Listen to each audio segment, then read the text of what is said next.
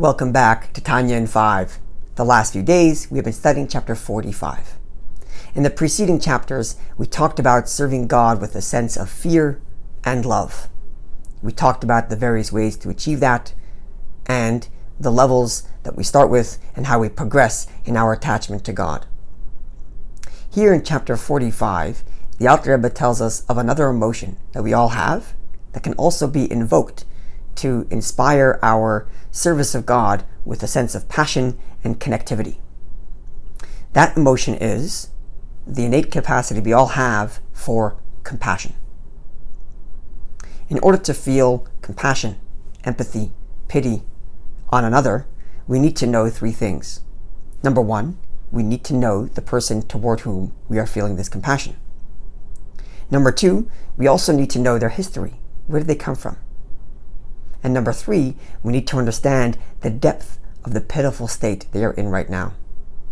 If we know someone and we know their former glory and now we find them lying in the streets hopeless, our sense of empathy, compassion, and pity is deeply aroused. Now, in terms of our service of God, we have our soul.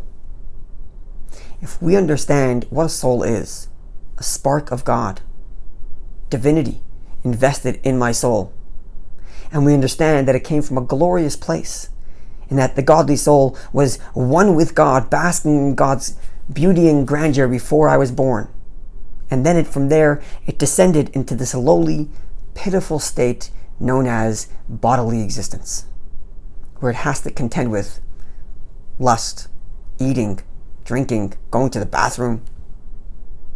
And this is even before a person has done a sin. Just the very fact that the godly soul is no longer just enjoying God's beauty and greatness, it has to deal with bodily issues. That alone is enough to invoke a sense of deep compassion and pity on the soul. How the more so if, God forbid, there are sins that have dragged the soul to an even lower state. Now this soul, even in the lowest of states, still remains attached to its original source, to God alone. And just like a rope, if I were to pull the bottom, it would yank the top too. So too our godly souls, as we drag it into a place of negativity, it pulls with it the top of the rope, its source. God alone also gets dragged into that place of impurity. And therefore, the sense of compassion, not just for our godly souls, but to God who is invested in that godly soul. Now, what does one want to do when one feels compassion? One wants to raise the person out of that situation. You want to raise them up. You want to give them a hug and a kiss and tell them you're not alone, you're okay. We can restore you to your former glory. And this is the opportunity we have with our godly soul. We can raise it up even as it's in the body and return it back to its source and say, look, you can become one with God right here, right now in a mitzvah. You can give God a hug and a kiss and embrace like true companions in a deep oneness and union through Torah and mitzvahs.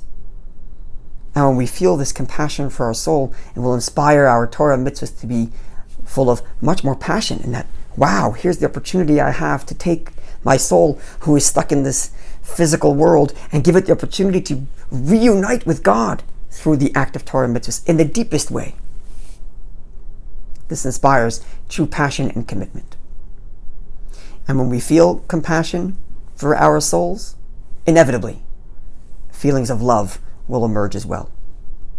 The takeaway from all of this, in addition to the obvious in using this method to invoke a passionate attachment to God through Torah and mitzvahs, we also, I think, should consider the privilege and the enormous trust that God places in us by investing a part of himself in us.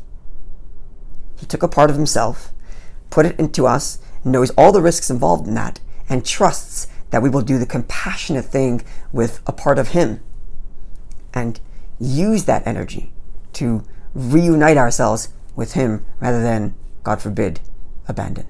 Looking forward to seeing you when we conclude chapter 46.